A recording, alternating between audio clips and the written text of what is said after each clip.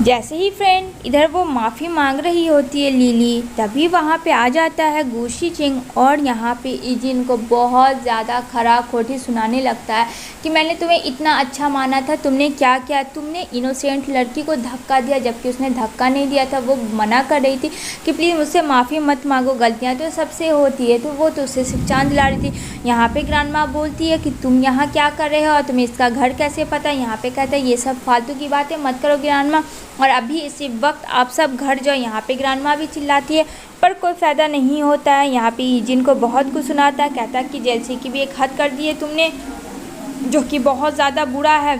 अब मुझे तुमसे ये उम्मीद नहीं थी इजिन। और यहाँ पे इतना कह के यहाँ पे इजिन बोलती है मेरी बात तुम सुनो, तुम जैसा देख रहे हो सोच रहे हो वैसा कुछ भी नहीं है, ठीक है ना। कहता वही है जो मैं देखा हूँ, उसे तुम झूठ कह रही हो, क्या तुम पागल हो गए हो, अभी भी तुम्हें यकीन नहीं है। हाँ मैं पागल हूँ, मैं झूठा हूँ, जो भी मैंने देखा। यहाँ पे ग्रैंड माँ कहती है गुशी चेंग बस बहुत हुआ, तुम गलत हो मतलब गलत हो।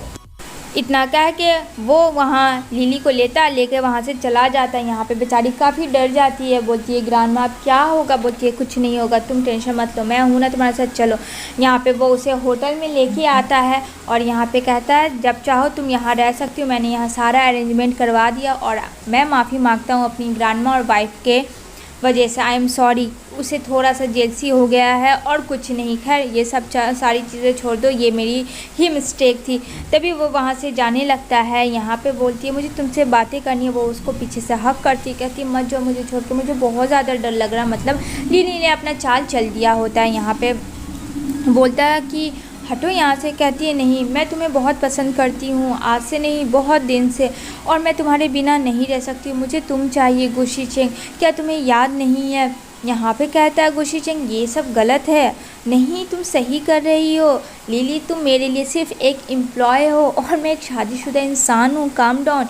ये थोड़ी जज्बाती हो गई हो तो मुझे पता है, लेकिन ऐसा कुछ भी नहीं है, मेरी बात तुम समझ रही हो ना। यहाँ पे कहती है तुम मेरी बात नहीं समझ रहे हो, मैं तुमसे लायक नहीं, तुमसे प्यार करती हूँ और मैं तुम्हारे साथ रहना चाहती हूँ, क्यों नहीं तुम मेरी बात समझ रहे हो। कहता है ऐसा कुछ भी नहीं है, मैं एक शादीशुदा हूँ और मेरे लाइफ में ऐसा कुछ नहीं है। वो हंसता है, कहता है कभी कभी हो जाती है जज्बातें, समझ में आती है बात, लेकिन ये कुछ ज़्यादा ओवर एक्टिंग कर रही हो तुम। इतना कह के वो वहाँ से चला जाता है। यहाँ पे लिली उसे रोकने की बहुत कोशिश करती है बट वो नहीं रुकता है। यहाँ पे लिली और ज़्यादा गुस्सा हो जाती है, कहती है कि अब तो मैं तुम्हें कभी नहीं छोड़ूंगी, अब देखो कि मैं क्या करती हूँ। इधर वो घर आता है। ये लोग तो यहाँ पे बोलते हैं कि अभी तक गुशी चेंग नहीं आया, तो कहते हैं अंकल फैंकी नहीं अभी तक तो वो नहीं आया। यहाँ पे बहुत ज़्यादा इजिन डरी भी होती है।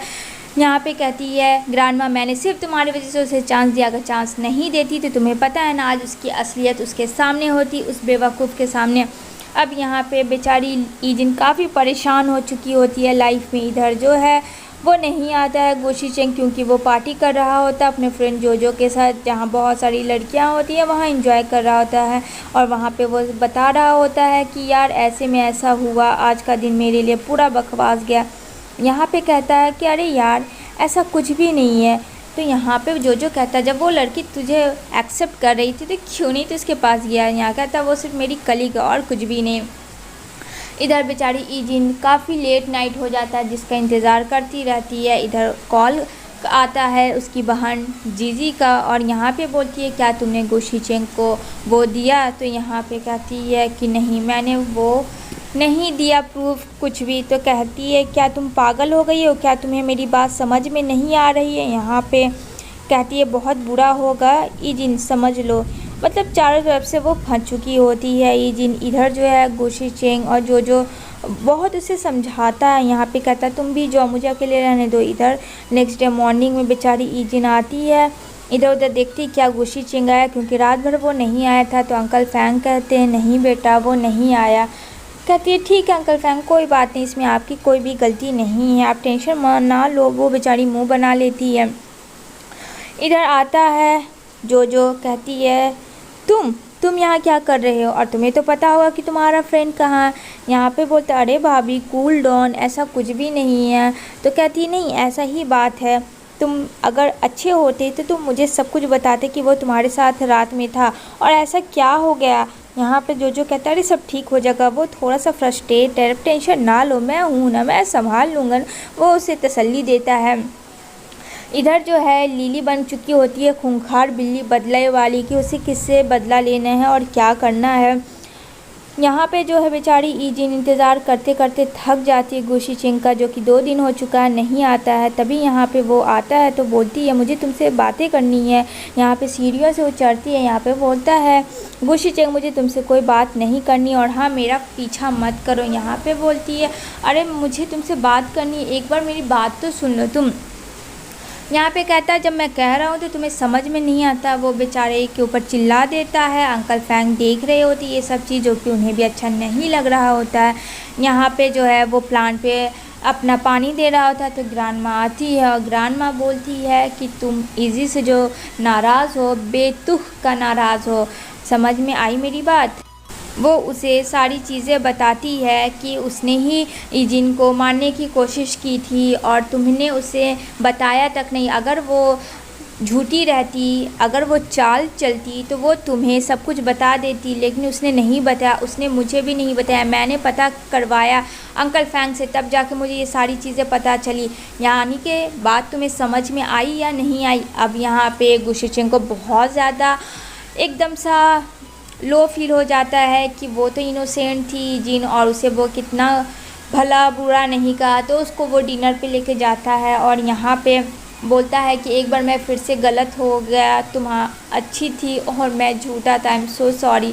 यहाँ पे जिन उसकी बातों को बुरा नहीं मानती क्योंकि उसके लिए बहुत बड़ी बात होती है कि गुशी चिंग उससे बात कर रहा है। तभी यहाँ पे कहती है इट्स ओके। तो उसका एक कॉल आता है, वो बात कर रहा होता है। यहाँ पे वो अपना डिनर कर रही होती है जहाँ उसकी नज़र एक पेंटिंग पे पड़ती है जहाँ 2 बहन होती हैं और वो बहुत खूबसूरत पेंटिंग होती है। उसे देख के वो पागलों की तरह हो जाती है। ईजिन ऐसा उस पेंटिंग में क्या था, तभी वहाँ के ऑनर को बुलाती है और कहती है कि ये जो पेंटिंग है क्या आप बता सकते हैं ये पेंटिंग कहाँ से आई है। तो कहता है आई एम सॉरी मैम, ये तो मुझे नहीं पता, ये तो मेरे बॉस को पता है। तो यहाँ पे कहती क्या मैं इसको ले सकती हूँ। कहता नहीं ऐसा कुछ भी नहीं है। तो यहाँ पे बोलती आपको कुछ भी आइडिया नहीं है कि ये पेंटिंग किसने बनाई, कहाँ से लाई। कहते हैं आई एम सॉरी मुझे कुछ नहीं पता है। बेचारी काफ़ी सैड हो जाती है क्योंकि वो पेंटिंग उसके लिए बहुत ज़्यादा फ्रेंड्स इम्पॉर्टेंट होती है। और ये सारी चीज़ें गुशी चिंग सुन लेता है। गुशी चिंग को नहीं पता होता कि आखिर ऐसा क्या है उस पेंटिंग में, लेकिन उसके चेहरे की खुशी देख के ये समझ जाता है कि ये जो भी पेंटिंग है वो उसके लिए बहुत ख़ास है, किसी ख़ास पर्सन ने बनाया है। तो यहाँ पे कहता है क्या बातें हो रही थी। कहती है कुछ नहीं।